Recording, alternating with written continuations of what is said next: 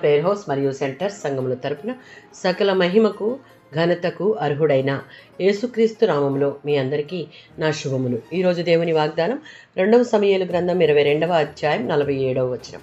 యెహోవా జీవము గలవాడు, నా ఆశ్రయదుర్గమైన వాడు, స్తోత్రార్హుడు.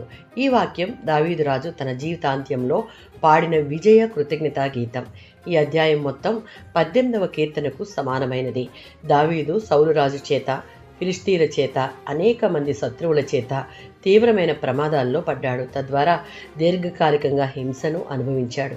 శత్రువుల నుండి పారిపోయి ప్రాణహాని భయంతో అడవులలో దాక్కున్నటువంటి సందర్భాలు దావీదు జీవితంలో అనేకం. కానీ చివరకు దేవుడు అతనికి పూర్తి విజయం, స్థిరమైన రాజ్యం, విశ్రాంతిని ఇచ్చాడు.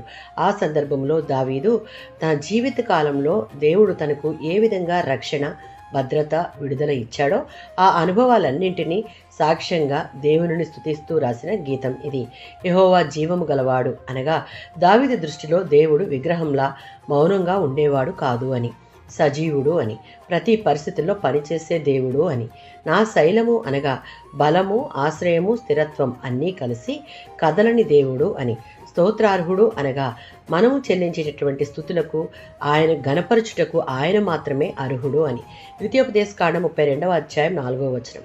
ఆనాటి ఇశ్రాయేలీయులకు, నేటి ఇశ్రాయేలీయులైన విశ్వాసులకు శైలముగానున్న దేవుడు మన ఎడల సంపూర్ణమైన కార్యములు నెరవేర్చువాడు. 62వ సంకీర్తన 6-7 చరణాలలో కీర్తనాకారుడు దేవుడే నా శైలము, నా రక్షణ అని చెప్పడం చూడవచ్చు.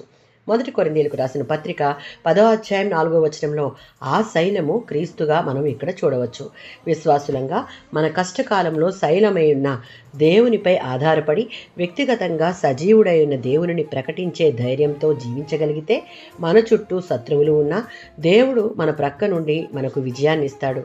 అందుకే దేవునిని మనసారా స్తుతించాలి, కీర్తించాలి. ఆమేన్.